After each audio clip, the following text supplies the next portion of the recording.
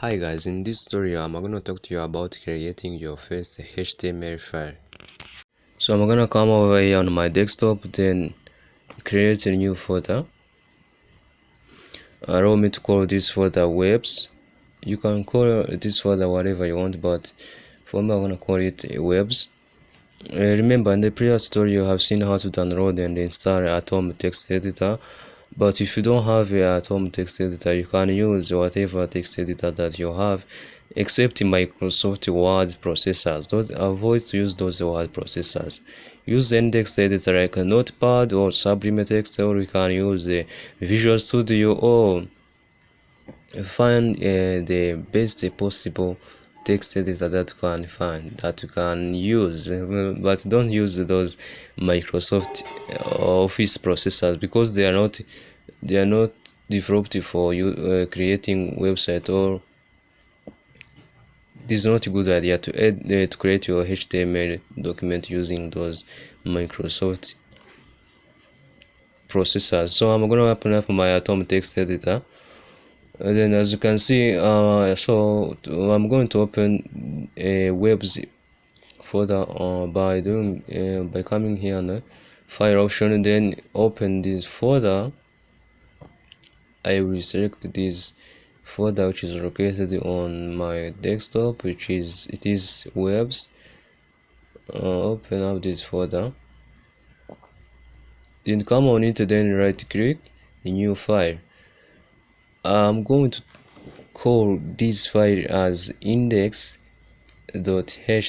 The reason why I'm naming this index.html is that when a web browser is looking for a home page, the file which is named index will be considered as a home page. That's the reason why I'm naming this index.html. Every time the browser consider the index files to be a home page, so which means always index.html or index.any extension, it becomes a home page inside the browser. That's the reason why I'm naming this index.html. As you can see, I have saved this file which is index.html. So let me type a simple text, hello world. Hello world. So to access this index.html in the browser, it is very simple. What you have to do is to come over here on your project folder, open it.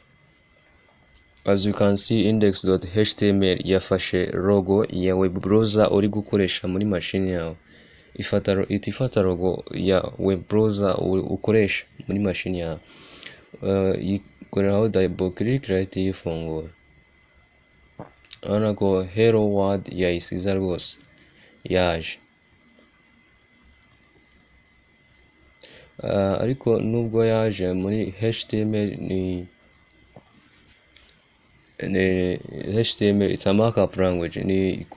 Ikidufasha no kureba uburyo twakora organization ya content kugira ngo tubashe kuba twakora manipulation on it very easily. Niyo mpamvu rero iyi hello world ndayisiba nkoreshe tag. Zino tag nizo zibwira web browser how to structure our document and display. Tag ya mbere rero dukoresha muri HTML yitwa doctype. Iyi doctype ibwira web browser version ya HTML turi gukoresha. Ndavuga iyi doctype ubundi ikoreshwa kuri HTML version 5, niyo ibikubwira web browser ko turi gukoresha HTML version 5, akaba ari nayo igezweho muri ino minsi. Then noneho effect ntabwo igaragara cyane kubera ko ibibera inyuma. Then turamanuka ahangaha, tag ya kabiri ikurikiraho ni HTML. Iyi tag urayifungura ukanayifunga. Kuyifungura ni less than sign, then HTML, then greater than sign. Kuyifunga noneho ni less than sign, then / HTML, then greater than sign. Very simple as that. Noneho hakurikiraho tag ebyiri z'ingenzi. Tag ya mbere ikurikiraho ni head. Ukayifungura nayo ukayifunga. Tag ya kabiri ikurikiraho ni iyi ngiyi ya body. ukayifungura nayo ukayifunga.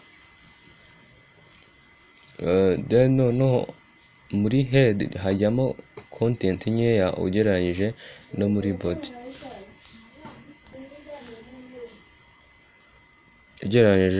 body. Then ndazanga muri head mvuge ni title. Iyi title niyo title tag. It tells the web browser the title of the document we are creating. For example, as you can see, iyi tab ifite title y'ahantu index.html iherereye, location y'aho index.html iherereye. Let's say dushaka ko noneho iyi web page yacu yitwa like, let's say first, let's call it first document. Noneho nitugaruka hano tugakora refresh, urabona ko ino tab yacu yo hejuru isi ifata izina rya first document. Icyo nicyo title ikora. Noneho tugaruke hano muri body hajyamo content zose ushaka ko ziri bube displayed kuri browser yawe. Ni ukuvuga hajyamo content, everything that you want to be displayed on your web page must be located inside this body tag. Let's say like hello Oscar. For example, when you come over and I hit refresh, as you can see, this is a hello Oscar's output. Like I said, in HTML we use a series of tags which tells the web browser how to structure our document. Urabona ko hello text ahantu iherereye, nibyo iherereye muri body tag, ariko buri content buriya muri HTML igomba kuba iherereye muri tag n'ubundi. Ariko iyi ngiyi none se ibaze nk'igihe noneho nzaba nshaka kuvuga uti hello Oscar like 5 times. Let me do this. Hello Oscar like 5 times. 1,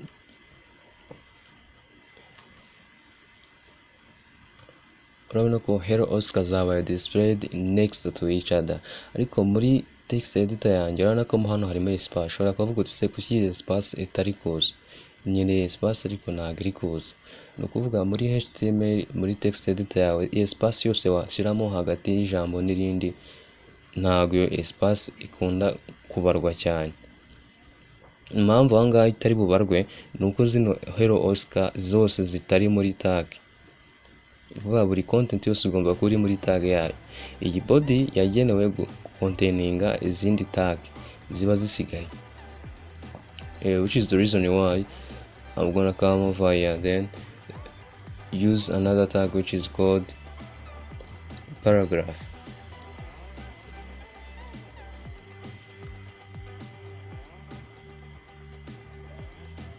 And copy paste this paragraph. Iyi ni paragraph.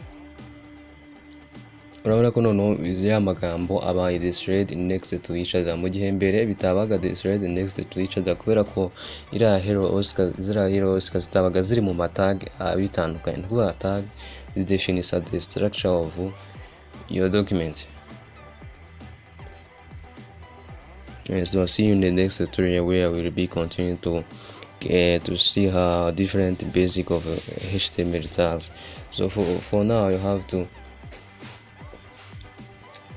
take this HTML structure as a formula. Every HTML, the very basic HTML structure must look like this one.